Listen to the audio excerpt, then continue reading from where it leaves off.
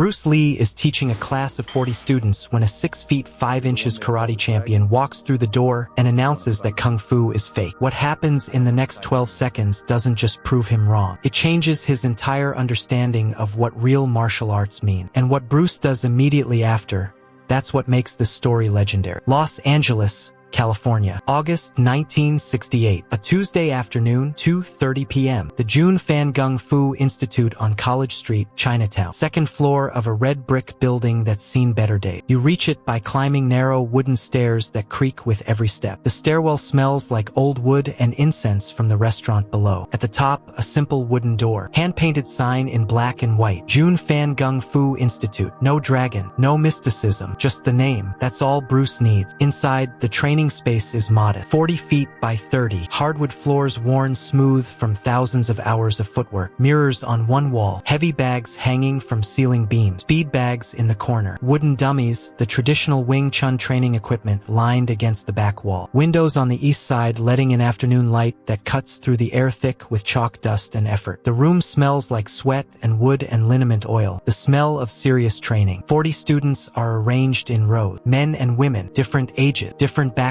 white, black, Latino, Asian. This is what makes Bruce's school different. He doesn't care about your race or your background, doesn't care if you're rich or poor, doesn't care about tradition or lineage or any of the old ways that kept martial arts exclusive and secretive. If you want to learn, if you're willing to work, Bruce will teach you. That's revolutionary in 1968. That's dangerous to the old guard. That's why Bruce has enemies in the traditional martial arts community. Bruce stands at the front of the class, 27 years old, 5'7", 135 pounds, wearing simple black training pants and a white tank top, both soaked through with sweat. No shoes, never shoes. Bruce believes shoes lie to your feet about balance and connection to the ground. His hair is cut short, face focused, body relaxed but ready. He's been teaching for 90 minutes straight, demonstrating, correcting, drilling fundamentals, economy of motion, directness, simplicity, speed, the core principles of Jeet Kune Do, the style of no style he's developing. He's in the middle of explaining a concept, the difference between classical movement and efficient movement, how traditional stances look impressive but waste time and telegraph intention, how real fighting isn't about form, it's about function, what works when someone is actually trying to hurt you, not what looks good in demonstration, not what ancient masters did 300 years ago, what works now, today, in the street, in reality. The students are focused, listening, some taking notes, some drilling the movements Bruce just showed them. The energy in the room is serious, dedicated. These people aren't here to play martial art. They're here to learn real combat skill, to transform their bodies and mind, to become dangerous and disciplined. Then the door opened, hard. The sound cuts through Bruce's explanation like a blade. Everyone stops, turns. Look, a man walks in, massive, 6'5", probably 250 pounds, solid muscle, broad shoulders, thick chest, arms like tree trunks, wearing a white karate gi, the traditional uniform,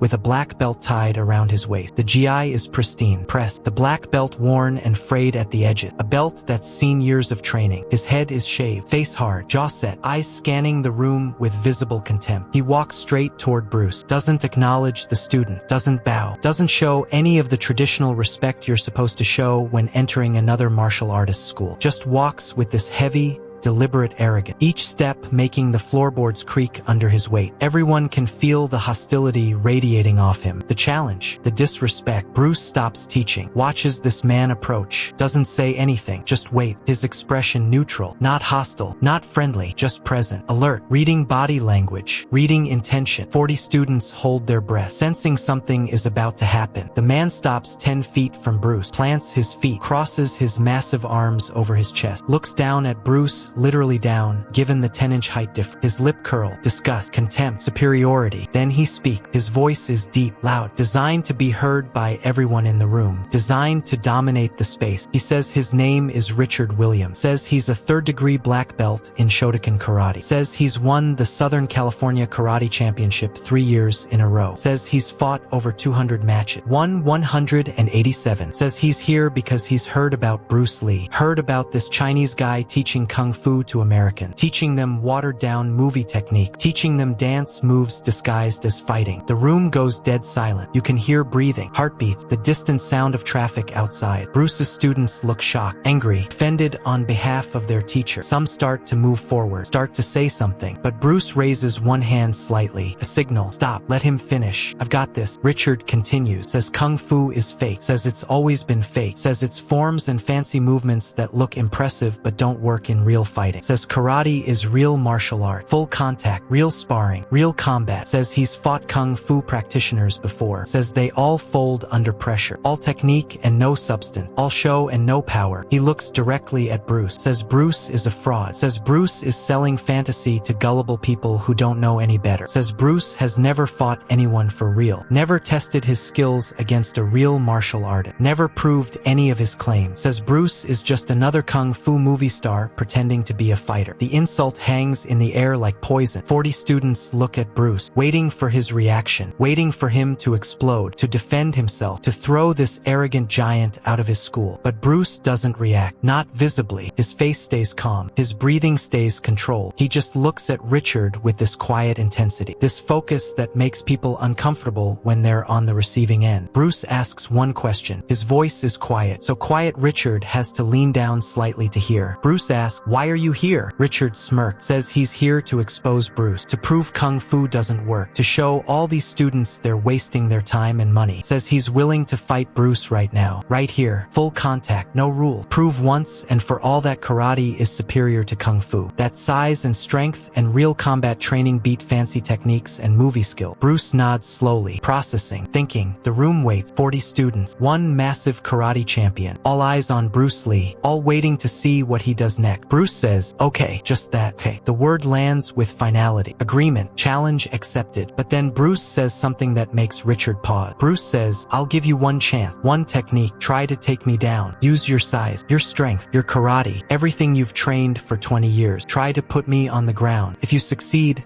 I'll close my school. I'll admit you're right. Kung Fu doesn't work. I'm a fraud. I'll stop teaching." Richard's eyes widen slightly. Surprise, disbelief. Bruce is giving him a free shot. One technique, no defense, no counter. Just try to take him down. This is too easy. This is a gift. Bruce continues, says, "But if I remain standing, you leave. You never come back. And you tell everyone Kung Fu work. You tell them size doesn't equal skill. You tell them you learned something today." Richard laughed. A deep, mocking laugh. Says deal. Says this is the easiest win of his life. Says he'll drive Bruce through the floor. Says everyone here will witness Kung Fu's failure. Bruce tells his students to move back. Clear space. Create a circle. The students scramble. Push against the wall. Push the heavy bags aside. Create an empty space in the center of the room. 20 feet in diameter. Hardwood floor. Nothing else. Just Bruce and Richard. Richard removes his GI top. Hands it to a student without looking. Underneath, he wears a white tank top. His upper body is massive, muscles built from years of heavy conditioning, thick chest, boulder shoulders, arms that look like they could bend steel, scars on his knuckles from breaking boards and stones, scars on his shins from conditioning against heavy bags and trees. This is a body built for destruction. He drops into a deep karate stance, front stance, Zenkutsu dachi, feet wide, knees bent, center of gravity low, hands up in traditional karate position, left hand forward, right hand chambered at his hip, ready to explode. His face is set, determined, confident. He outweighs Bruce by over 100 pounds, has 10 inches of height advantage, has 20 years of full contact karate training, has fought and defeated hundreds of opponents. In his mind, this is already over. Bruce doesn't take a stance, just stands normally, feet shoulder width apart, hands relaxed at his side, weight balanced, breathing normal. He looks like he's waiting for a bus, not preparing to fight a giant karate champion who wants to destroy him. This casual posture infuriates Richard even more. The disrespect, the arrogance, the complete lack of traditional martial arts protocol. Bruce says, "Ready?" Richard nods. His jaw clenches, his muscles tense, every fiber of his being coiling like a spring, preparing to explode forward, preparing to drive through Bruce, to prove his point, to vindicate karate, to expose Kung Fu as the fraud he knows it is. Bruce says, "Come." Richard moves, launches forward with explosive speed. For a man his size, he's fast, really fast. His front leg drives forward, his back leg pushes, his entire body weight commits strides forward. 250 pounds of muscle and momentum driving toward Bruce like a freight train. His right hand shoots out, a straight punch aimed at Bruce's chest. A punch designed to cave in rib, to stop heart. A punch backed by years of Makiwara training and full contact sparring. What happens next takes 12 seconds, but those 12 seconds get dissected and analyzed and retold for the next 50 years. Richard's punch travels toward Bruce's chest. Fast, powerful, devastating. But Bruce isn't there anymore. He shifts 6 inches to the right. The punch passes through empty space, missing by millimeter. Close enough that Bruce can feel the wind from it. Close enough that the students gasp, but missing. Richard's momentum carries him forward. 250 pounds moving at speed. Can't stop. Can't change direction. Physics won't allow it. Bruce steps in, closes the distance, gets inside Richard's guard. Too close for Richard to reset. Too close for Richard to throw another punch. Close enough to control. Bruce's left hand shoots up, open palm, strikes under Richard's extended right arm. Hits the armpit, the brachial plexus nerve cluster. Not hard, just precise, just enough. Richard's entire right arm goes numb. Instantly,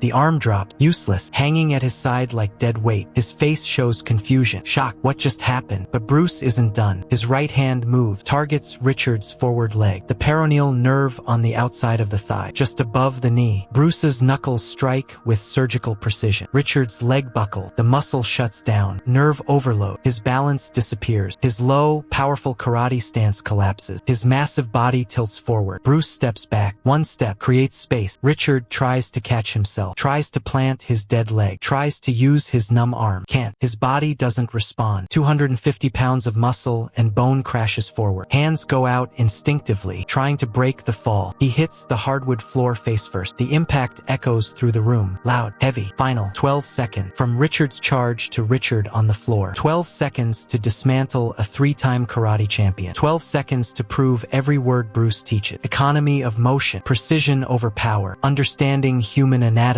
using an opponent's momentum and size against them, fighting smart instead of fighting hard. The room is dead silent. 40 students frozen, mouths open, eyes wide. They just watched their teacher, 135 pounds of lean muscle, put a giant karate champion on the floor without throwing a single punch, without using force, just precision, just understanding, just skill. Richard lies on the floor, stunned. His arm is starting to regain feeling. Pins and needle, burning sensation. His leg twitches, nerves reconnecting. He pushes himself up slowly, on his knees first, then standing, shaky, unsteady. His face shows confusion, humiliation, disbelief. He looks at Bruce, can't form word, can't process what just happened. Everyone expects Bruce to gloat, to mock, to humiliate Richard the way Richard tried to humiliate him, to prove superiority, to assert dominance. That's what fighters do. That's what the ego demands. But Bruce doesn't do any of that. Instead, he does something nobody expects, something that changes everything. Bruce walks over to Richard, extends his hand, offers to help him stand fully. His face shows no mockery, no superiority, no anger, just calm, just respect. Bruce says, "You're fast for your size, really fast. Your technique is solid. Your training is real, but you made 3 mistakes." Richard stares at Bruce's extended hand, hesitates, pride warring with reality. Then slowly he takes it. Bruce helps him stand fully, steady. Richard's legs are still weak, still recovering. Bruce keeps a hand on his shoulder, stabilizing him. Bruce says, "Mistake 1. You assumed size equals power in fighting. Size is an advantage, but only if you know how to use it. You came at me with forward momentum, linear attack, predictable. I just moved offline, used your momentum, redirected your energy. Your size became your weakness." Richard listens, still stunned, but listening. Bruce continues, "Mistake 2. You assumed karate is superior to kung fu, but that's not how martial arts work. There's no superior style, only superior understanding. You train one way, I train another way, but fighting isn't about style. It's about adaptation, problem solving, understanding your opponent faster than they understand you." Bruce's voice is calm, teaching, not mocking. Richard's defensive posture starts to relax slightly, starts to actually hear the word. "Mistake 3. You came here with ego, pride, needed to prove something. When you fight with ego, you fight blind. I had no ego in this exchange. No need to prove anything. I just responded to what you gave me, saw the opening, took it, that's all." Bruce steps back, gives Richard space, says, "Your karate is is real. Your skill is real, but you've trained in competition. Point sparring, controlled environment, rule, referees, weight class. I don't train for competition. I train for reality. Street fighting, no rules, no ref, no weight classes, just survival. That's the difference. Richard finds his voice. Rough, shaky, says, you didn't even punch me. Bruce nods, says, didn't need to. Punching is energy expenditure. Why punch when I can shut down your nervous system? Why break my knuckles on your hard skull when I can target soft tissue and nerve cluster? That's efficiency. That's economy of motion. Richard says, that's not real fighting. Bruce's expression hardens slightly, says, I just put you on the floor in 12 seconds, in front of 40 witnesses, using techniques you couldn't defend, couldn't counter, couldn't even see coming. How is that not real fighting? Richard has no answer. The evidence is undeniable. He came here to expose Bruce as a fraud. Instead, he's the one exposed as someone who doesn't know what they don't know. But then Bruce says something that changes everything. Bruce says, you came here angry, defensive, protective of your art. I understand that. I respect that. Karate is part of your identity. When I criticize traditional martial arts, it feels personal. Like I'm attacking you. I'm not. I'm attacking the limitation, the dogma, the refusal to evolve. Bruce says, you're welcome to stay. Train here. Learn what I teach. Not to replace karate, to enhance it, to add tools you don't have, to fill gaps in your understanding. Or you can leave. Go back to your school. Tell them what happened today. Tell them Kung Fu worked. Tell them Bruce Lee isn't a fraud. That's all I ask. The room waits. 40 students watching, waiting to see what Richard does. Whether pride wins or curiosity wins. Whether ego wins or growth wins. Richard stands there, his arm fully functional now, his leg recovered, his body intact, but something deeper is bruised. His worldview, his understanding of martial art, his certainty about what he knows. He looks around the room, at the students, different races, different backgrounds, all training together, all learning from this small Chinese man who just dismantled a giant without effort. Richard sees something in their faces, not fear of Bruce, respect, deep respect, earned respect. Richard looks back at Bruce, says quietly, teach me. Richard says, you changed my life. Bruce says, no, you changed your life. I just showed you a door. You chose to walk through it. They sit in silence for a moment. Then Richard says, I want to tell my karate students about this place, about what you teach. Some won't listen, but some will. Some are ready. That's what 12 seconds created. Not just one lesson, but a lifetime of growth, a chain of transformation. People learning that being proven wrong is the first step to being better. That ego is the enemy of evolution. That real masters don't destroy their opponent. They transform them. Who have you dismissed because of their approach, their style, their difference? What assumptions are you holding on to because letting go feels like losing? Because 12 seconds is all it takes to prove those assumptions wrong. Bruce gave Richard those 12 seconds, then gave him 6 months, then gave him a lifetime of wisdom. The 12 seconds proved the point. Everything after proved the character.